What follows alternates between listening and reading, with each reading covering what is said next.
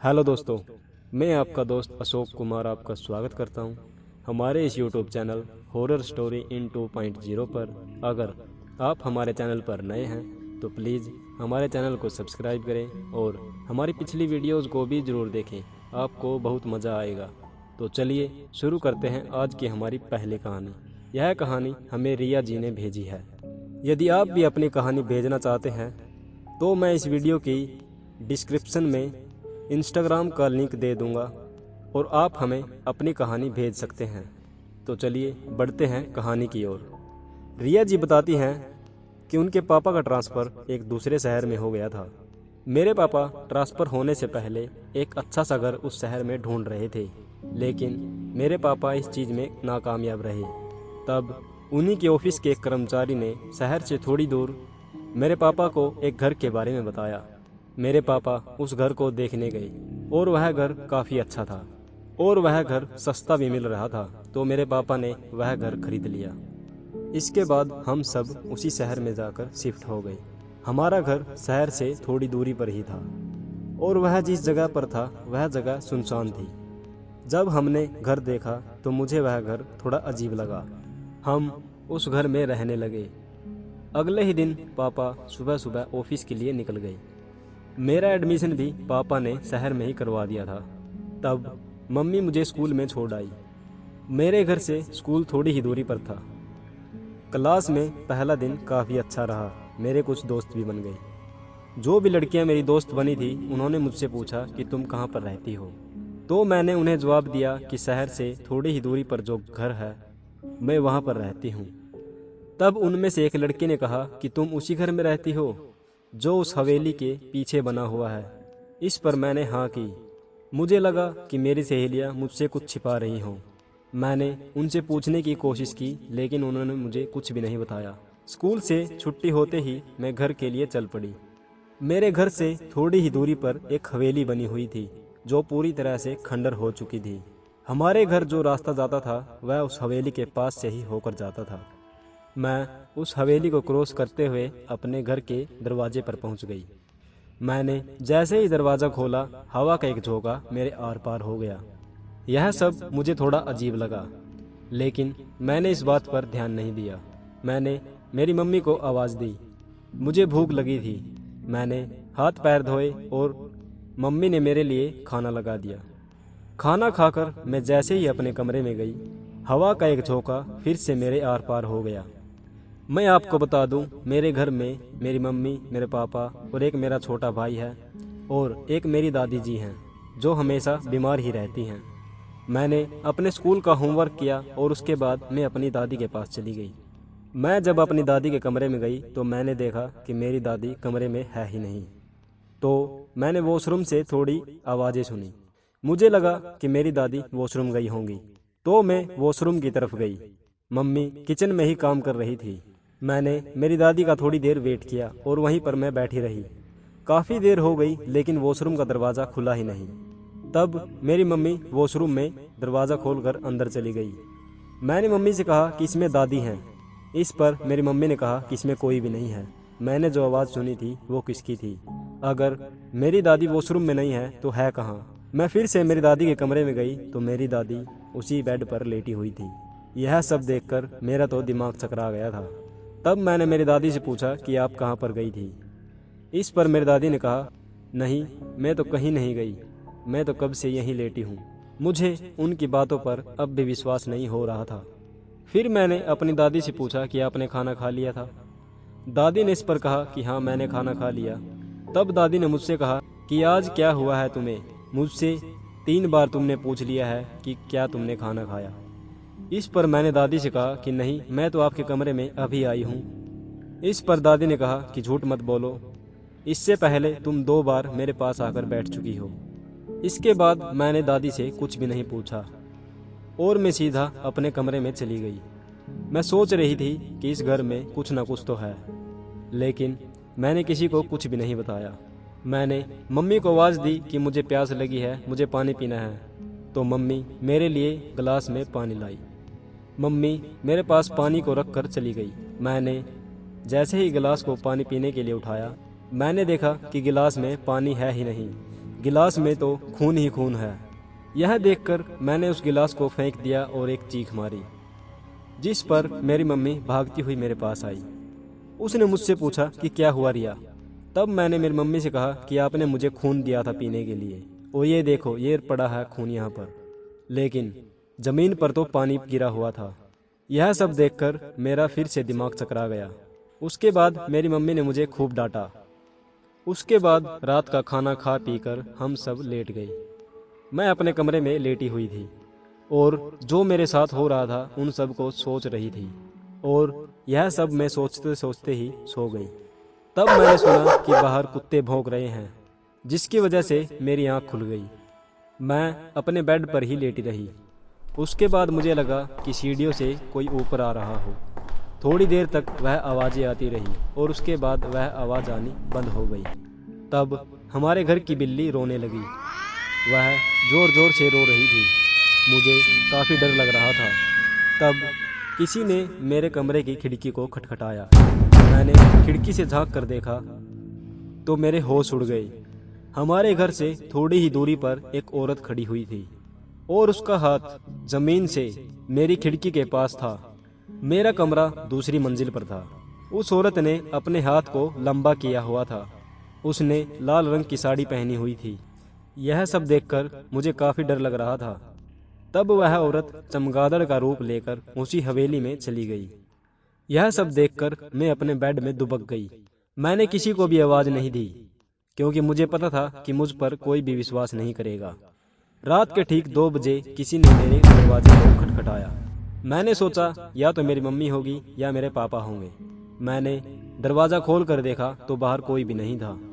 मैं अपने कमरे से बाहर आई। जैसे ही मुड़कर सीढ़ियों की तरफ देखने लगी, एक काला साया मेरे आगे से गुजर गया, जिसे देखते ही साथ मैं पीछे जाकर गिरी।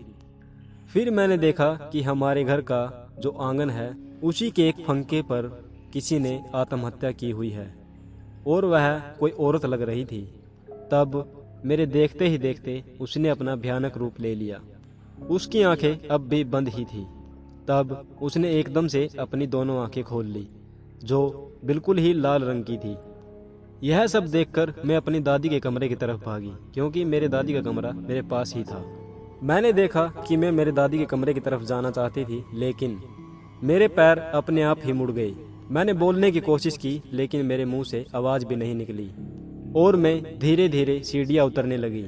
मेरे शरीर पर मेरा काबू नहीं था और मैं अपने घर से बाहर आ गई। डर के मारे मेरा बुरा हाल था, लेकिन मैं इस चीज़ का विरोध भी नहीं कर सकती थी। मैं उस अंधेरी काली रात में उस हवेली की तरफ बढ़ती जा रही थी। मेरे डर की कोई सीमा नहीं थी और ना चाहते हुए भी मैं उस हवेली में अंदर चली गई। हवेली का दरवाज़ा चिरमराती हुई आवाज़ करके अपने आप ही खुल गया। थोड़ी ही देर में मैं उस हवेली के अंदर थी। मैं हवेली के बीचों बीच खड़ी थी। वह हवेली काफ़ी पुरानी हो चुकी थी। जगह जगह पर जाले लगे हुए थे। तब मैंने सुना कि कोई पायल की आवाज़ मेरी तरफ आ रही है। जैसे ही वह मेरी तरफ आ रही थी, मेरी धड़कनें तेज होने लगी। तब मैंने देखा कि दुल्हन के जोड़े में एक औरत मेरे पास आ रही है। देखने में वह आम औरत लग रही थी। उस औरत ने मुझसे कहा कि जिस दिन से तुम आई हो मेरी नज़र तुम पर ही थी, और देखो आज तुम यहाँ पर आ गई। वह डरावनी हंसी हंसने लगी। उसकी हंसी से वह पूरी हवेली गूंज उठी। वह अपनी डरावनी सी आवाज़ में कह रही थी कि आज मैं बहुत दिनों के बाद मांस को खाऊंगी और तुम्हारा गरम गरम खून पीऊंगी। बहुत दिन हो गए हैं मुझे शिकार किए हुए। तब मैंने देखा कि एक आदमी जिसके सर पर धड़ ही नहीं है, वह तलवार लिए मेरी तरफ आ रहा है। वह देखने में काफ़ी भयानक लग रहा था। तब मैंने देखा कि हमारे घर में जो बिल्ली रहती है वह खिड़की से अंदर आई और उस बिल्ली ने उस औरत पर हमला कर दिया। इस पर उस सर कटे आदमी ने एक ही बार में उस बिल्ली के 2 टुकड़े कर दिए। फिर वह औरत उस बिल्ली के मांस को भी खाने लगी और फिर वह सर कटा आदमी मेरी तरफ आया। मुझे ऐसे लग रहा था जैसे मेरी मौत आ गई हो। जैसे ही उसने तलवार उठाई, यह सब देखकर मैं बेहोश हो गई। सुबह जब मुझे होश आया तो मैं अपने घर पर थी। मेरे पास मेरी मम्मी और मेरे पापा बैठे हुए थे। उन्होंने मुझसे पूछा कि तुम रात को उस हवेली में क्या करने गई थी। तब मैंने रात को जो भी मेरे साथ घटा था वह सब मैंने अपने घर वालों को बता दिया, जिसके बाद मेरे पापा और मेरी मम्मी काफ़ी परेशान हुए। तब मैंने अपने हाथ को देखा जिस पर एक हाथ का निशान बना हुआ था। ऐसा लग रहा था जैसे किसी ने मेरी बाजू को जोर से पकड़ा हो। वह निशान मैंने अपने पापा को दिखाया। मेरे पापा ने तुरंत अपने दोस्त को फ़ोन किया। मैं जैसे ही उठने लगी मुझे ऐसा लगा जैसे मेरे शरीर के अंदर और भी कोई हो। थोड़ी ही देर में मेरी आंखें भी लाल हो गई और मेरी आवाज़ भी बदलने लगी। उसके बाद मैं फिर से बेहोश हो गई। फिर उसके बाद मेरी मम्मी बताती है कि तुम अपने होश में नहीं थी, तुम अपने ही बाजू को अपने मुंह से काट रही थी। तुम्हारे पापा ने जैसे ही तुम्हें इस हालत में देखा उन्होंने तुम्हें अपने हाथ से पकड़ लिया तो तुमने अपने पापा को भी काट लिया। इसके बाद मेरी मम्मी बताती है कि मुझे मेरी मम्मी और मेरे पापा ने बेड से बांध दिया था।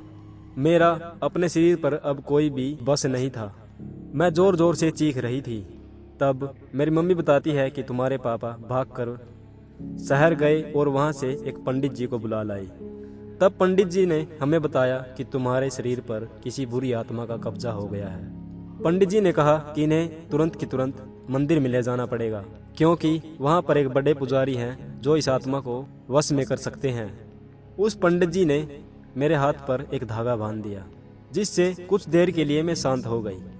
मम्मी बताती हैं कि मेरे पापा और उनके दोस्त ने मुझे गाड़ी में बिठाया और वे पुजारी के पास लेकर जाने लगे। साथ में वही पंडित और मेरी माँ भी थी। मेरी मम्मी बताती है कि मैं रास्ते भर बिल्कुल आराम से लेटी हुई थी, लेकिन जैसे ही मंदिर नज़दीक आया मैंने चिल्लाना शुरू कर दिया। मेरे हाथ पैर बंधे हुए थे, इसलिए मैं कुछ नहीं कर सकती थी। उसके बाद सब लोग मुझे मंदिर के अंदर ले गए। जैसे ही मैं मंदिर के अंदर गई मुझे होश आ गया। अब मुझे थोड़ा थोड़ा महसूस हो रहा था कि इस शरीर के अंदर मैं ही हूँ, लेकिन मुझे मेरे शरीर में भारीपन अब भी लग रहा था। मंदिर में एक हवन चल रहा था। पुजारी जी ने मुझे उस हवन के सामने बिठा लिया। पुजारी जी ने देखते ही साथ मेरे पिताजी को बताया कि यह एक औरत की आत्मा है जो उस हवेली में सालों से रहती है और वह आत्मा अब तुम्हारी बेटी की शरीर पर कब्जा करना चाहती है। इस पर मेरे पिताजी ने उनसे काफ़ी मिन्नत की और कहा कि मेरी बेटी को बचाओ। फिर उसके बाद पुजारी जी ने पूजा शुरू की और वह जोर जोर से मंत्र पढ़ने लगे। फिर मुझे ऐसे लग रहा था जैसे किसी ने मेरे कान में कहा कि यहाँ से भागो, नहीं तुम आज मारी जाओगी। मैंने अपने कानों पर हाथ रख लिया। इसके बाद मैंने महसूस किया कि कोई मेरे अंदर से ही चीख रहा हो। मेरी आंखों के सामने अंधेरा हो गया। उसके बाद मेरी मम्मी बताती हैं, जिस आत्मा ने तुम्हारे शरीर पर कब्जा किया था वह बाहर निकल गई। वह एक काले साई के रूप में निकली थी। हम सब उसे देखकर काफी डर गए। तब पुजारी जी ने कहा कि तुम इस बच्ची की जान के पीछे क्यों पड़ी हुई हो। उस आत्मा को बोलने के लिए कोई न कोई शरीर जरूर चाहिए था। इस पर वह आत्मा फिर से मेरे शरीर में प्रवेश कर गई और फिर उसने पंडित जी को बताया कि यह लड़की जब स्कूल से आ रही थी तो इसने हवेली की तरफ देखकर थूक दिया था, जिससे मुझे काफी गुस्सा आया कि इसने मेरी तरफ देखकर थूका है, इसलिए अब मैं इसकी जान लेना चाहती हूँ। इसके बाद पुजारी जी ने उससे कहा कि यह तो छोटी सी नादान लड़की है, इसके शरीर को छोड़कर चली जाओ, नहीं तो तुम्हें भस्म कर दूंगा। उसके बाद उस आत्मा ने मेरे शरीर को छोड़ दिया और पुजारी जी ने कहा कि ये बाप की लड़की ठीक है। उसके बाद उन्होंने मेरे हाथ पर एक पवित्र धागा बांध दिया और कहा कि इस धागे को कभी मत खोलना। तो दोस्तों, आपको हमारी पहली कहानी कैसी लगी? तो चलिए बढ़ते हैं आज की दूसरी कहानी की तरफ। यह कहानी हमें रिंकू जी ने भेजी है, तो चलिए यह कहानी हम रिंकू जी की जुबानी ही सुनते हैं। रिंकू जी बताते हैं कि वह जब स्कूल में पढ़ते थे तो उनकी छुट्टी हो गई। जून का महीना था तो छुट्टी के लिए वो अपने मामा के घर चले गए। रिंकू जी बताते हैं कि वे काफ़ी शरारती थे। मेरे मामा जी को इस बारे में पता था। मेरे मामा जी के घर के साइड में ही एक घर था जिसमें कोई भी नहीं रहता था और वह घर काफ़ी समय से खाली ही था। वहाँ पर मेरे काफ़ी दोस्त बन चुके थे। मैंने उनके साथ खूब मस्ती की। मैं उस पूरे गांव में अपने दोस्तों के साथ घूम रहा था। काफ़ी मस्ती करने के बाद मैं अपने मामा के घर वापस आ गया। रात हो चुकी थी तो सबने खाना खाया और मैंने भी खाना खा लिया। खाना खाकर मैं छत पर चला गया। गर्मियों का मौसम था तो सभी घर के लोग छत पर ही सोते थे। पता नहीं मैं जब से आया था वह जो पड़ोस में घर था वहाँ पर जाने को मेरा काफ़ी मन कर रहा था। ऐसा लग रहा था जैसे कोई चीज़ मुझे वहाँ पर खींच रही हो। मैं जब से छत पर था उसी घर की तरफ देख रहा था। इस पर मेरे मामा जी ने मुझे समझाया कि उस घर की तरफ मत देखो। इस पर मैंने मेरे मामा जी से पूछा कि मैं उस घर की तरफ क्यों नहीं देखूं, वहाँ पर क्या है। तब मेरे मामा ने कहा कि मैंने कहा ना वहाँ मत देखो और चुपचाप कर सो जाओ। इसके बावजूद भी मैं उस घर की तरफ देखने लगा। तब मेरी नानी जी ने मुझे काफ़ी समझाया कि बेटा उस घर की तरफ मत देखो। यही सवाल मैंने मेरी नानी जी से कहा कि मैं उस घर की तरफ क्यों नहीं देखूं, ऐसा वहाँ पर क्या है। इस पर मेरी नानी जी ने मुझे कुछ भी नहीं बताया और सिर्फ इतना ही कहा कि तुम सो जाओ।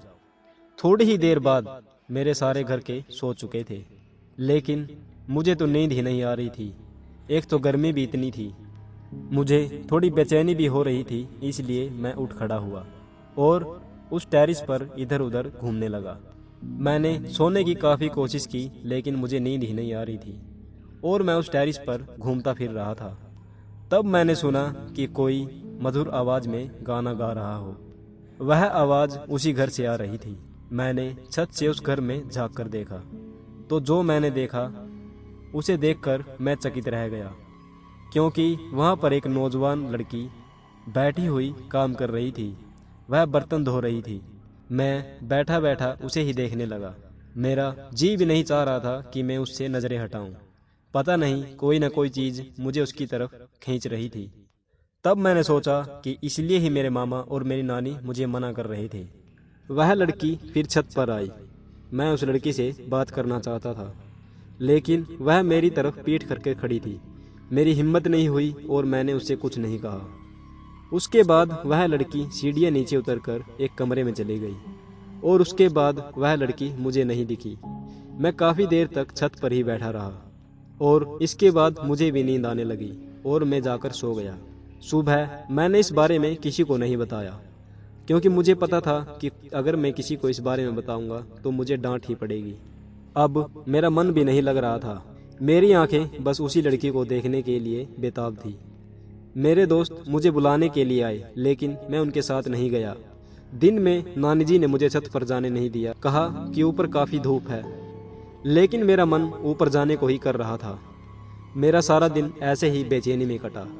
जैसे ही रात होने लगी मुझे खुशी होने लगी कि अब मैं उस लड़की को देख सकता हूँ। मैंने खाना खाया और अपने मामा जी से कहा कि मुझे काफ़ी नींद आ रही है, मैं ऊपर सोने जा रहा हूँ। यह सब सुनकर मेरे मामा जी को मुझ पर विश्वास नहीं था। वह समझ चुके थे कि कुछ न कुछ तो गड़बड़ है। इसके बाद सब लोग छत पर आ गए और एक एक करके सब सो गए। मैं सोने की एक्टिंग कर रहा था और ऐसे ही लेटा हुआ था। रात के ठीक 1 बजे मुझे फिर से चूड़ियों के खनखनाने की आवाज़ आने लगी। मैंने अपने घर वालों को देखा तो वे सब सो चुके थे और फिर से मैं उठकर उस घर की तरफ देखने लगा। इस बार उस लड़की ने मेरी तरफ पहली बार देखा और वह देखकर मुस्कुराई, जिसे देखकर मैं काफ़ी खुश हुआ। मैं उस लड़की से बात करना चाहता था। तब वह लड़की छत पर आई। वह मेरे नज़दीक नहीं आ रही थी और काफ़ी दूरी पर खड़ी थी। हमारे घर की छत उस घर के छत से अटैच थी। छत पर आने के बाद वह लड़की फिर से नीचे चली गई और आंगन में बैठकर फिर से बर्तन धोने लगी और वह लड़की बार बार मुझे ही देख रही थी। मैं धीरे धीरे से अपने घर की सीढ़ियाँ नीचे उतरने लगा और दरवाज़ा खोलकर उस घर की तरफ गया। गली में कोई भी नहीं था, गली बिल्कुल सुनसान हो चुकी थी। तब मैंने देखा कि उस घर का दरवाज़ा खुला हुआ है। मुझे किसी भी तरह उस लड़की से बात करनी थी, तो मैं उस घर में चला गया। वह लड़की सामने ही बैठी हुई थी। मुझे देखते ही साथ उस लड़की ने मेरा हाथ पकड़ लिया।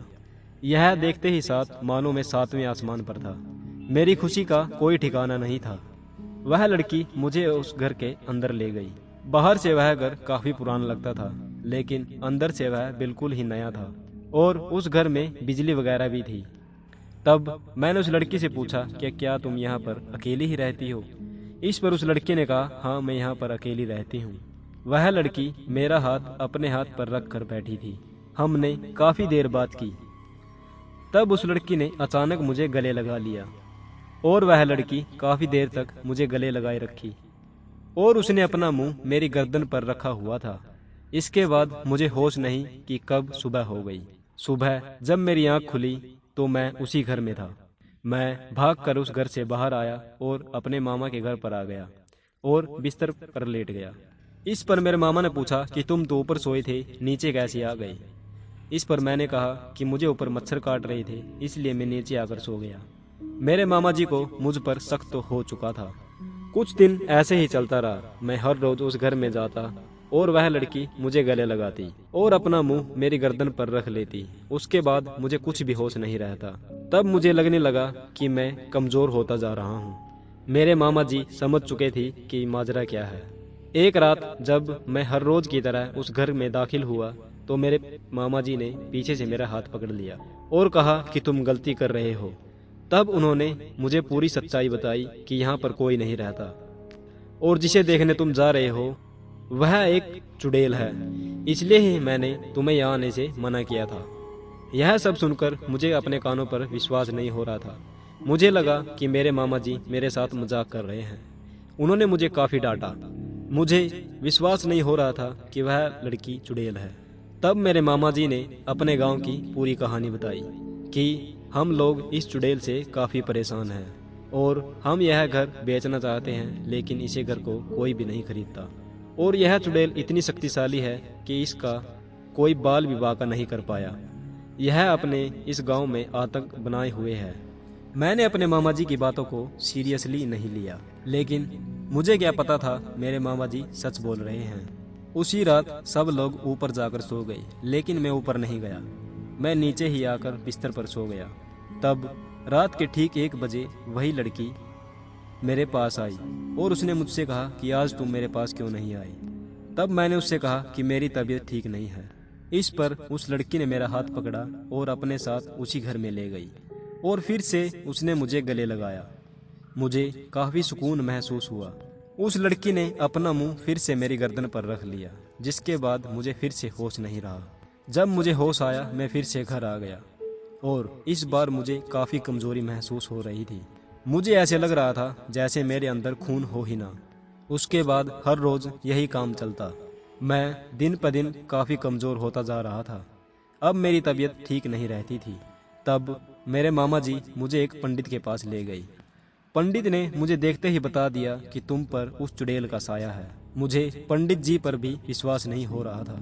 तब पंडित जी ने कहा कि तुम्हें मुझ पर विश्वास नहीं है तो ठीक है, आज रात में तुम्हें दिखाऊंगा कि वह चीज क्या है। पंडित जी ने मेरे हाथ पर एक धागा बांध दिया और कहा कि तुम छत पर जाकर सो जाओ, आज मैं तुम्हारे घर पर आऊंगा। रात के ठीक 1 बजे मुझे फिर से चूड़ियों के खनखनाने की आवाज आई। वह लड़की मुझे अपने पास बुला रही थी। पंडित जी भी हमारे घर पर आ चुके थे। वो नीचे ही बैठे थे। उन्होंने मंत्र शुरू किए। वह लड़की जहाँ पर बैठकर बर्तन धो रही थी, मैंने देखा कि वह अचानक अपना रूप बदलने लगी और देखते ही देखते वह एक चुड़ैल के रूप में आ गई। वह मुझे देखकर अब भी बर्तन धो रही थी।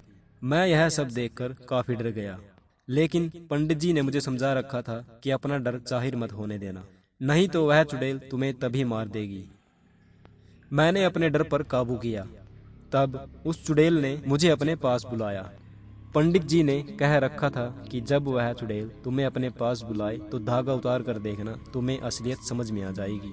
मैंने छत से खड़े खड़े होकर ही वह धागा उतार दिया और सच में जो अब मेरे सामने चुड़ैल बैठी थी वह देखते ही देखते वही लड़की बन गई और मैंने फिर से धागा अपने हाथ पर बांध लिया। मेरे धागा हाथ पर बांधते ही वह लड़की फिर से चुड़ैल बन गई। उसके बाद मैं वह धागा पहने पहने ही उसके पास गया। वह लड़की मुझे देखते ही साथ अंदर भाग गई और चीखने चिल्लाने लगी और मुझसे कहने लगी कि मेरे पास मत आना। वह बार बार मेरे हाथ की तरफ देख रही थी जिस पर उस पंडित जी ने धागा बांधा था। फिर वह डरावनी हंसी हंसकर कहने लगी कि तुम मेरे चंगुल से बच गए हो, लेकिन मैं तुम्हें नहीं छोड़ूंगी। यह धागा कभी न कभी तो तुम्हारे हाथ से खुलेगा, उस समय तुम्हारा आखिरी टाइम होगा। और यह कहकर वह चुड़ैल गायब हो गई। इसके कुछ दिन बाद मैं ठीक होने लगा और इसके बाद मुझे अपनी गलती पर एहसास हो चुका था कि जो बड़े कहते हैं वह सच होता है और बड़े लोग हमारे भलाई के लिए ही कहते हैं। तो दोस्तों, आपको हमारी ये कहानी कैसी लगी? तो चलिए बढ़ते हैं आज की हमारी आखिरी कहानी की तरफ। दोस्तों, हमें यह कहानी अभय ने भेजी है, तो चलिए सुनते हैं अभय की आप बीती। अभय बताते हैं कि जिस गांव में वे रहते हैं वहीं पर एक घर बना हुआ है जो थोड़ी दूरी पर ही था, और वह घर काफी सुनसान था। लोगों का कहना था कि वह घर भूतिया है। सब लोग उस तरफ जाने से अवॉइड ही करते थे। और वहीं पर एक ग्राउंड था जहां पर हम हर रोज क्रिकेट खेलते थे।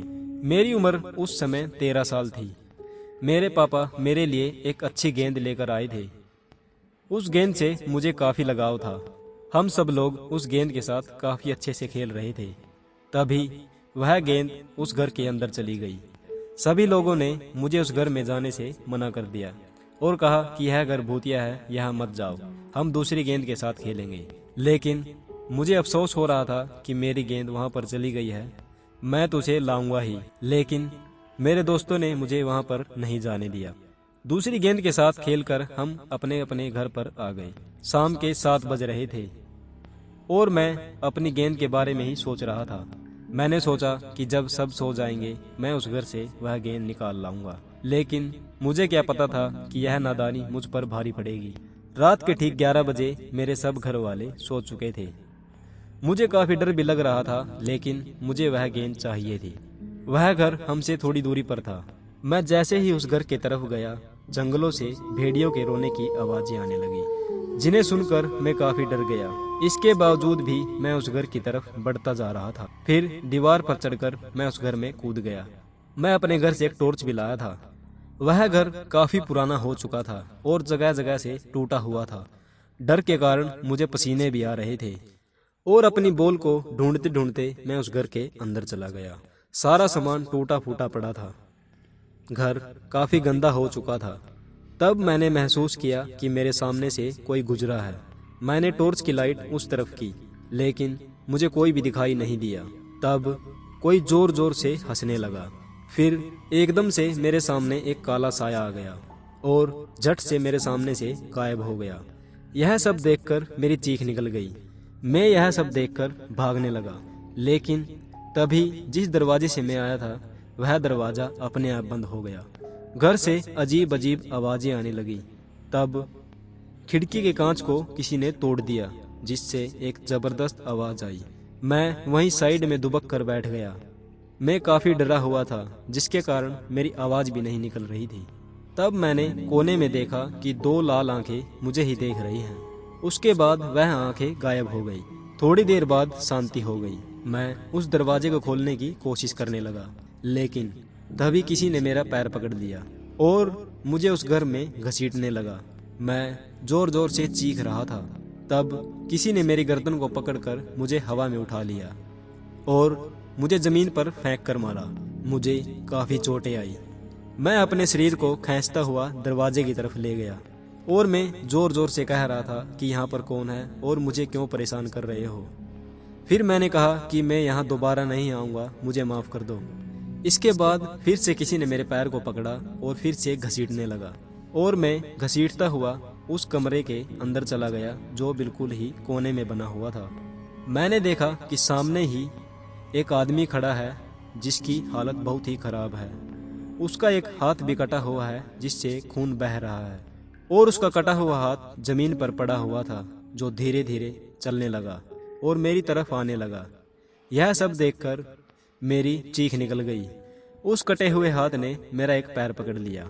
उसके बाद वह कटा हुआ हाथ मुझे उस कमरे में घसीटने लगा।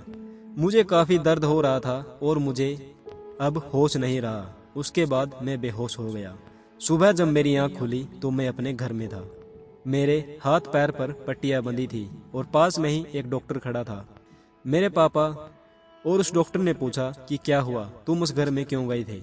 तो मैंने उन्हें सारी बात बता दी कि मेरी बॉल उस घर में चली गई थी, जिसके कारण मैं उस घर में अपनी बॉल लेने गया था। इसके बाद मेरे मम्मी पापा ने मुझे खूब डांटा और समझाया कि आगे से ऐसी गलती मत करना।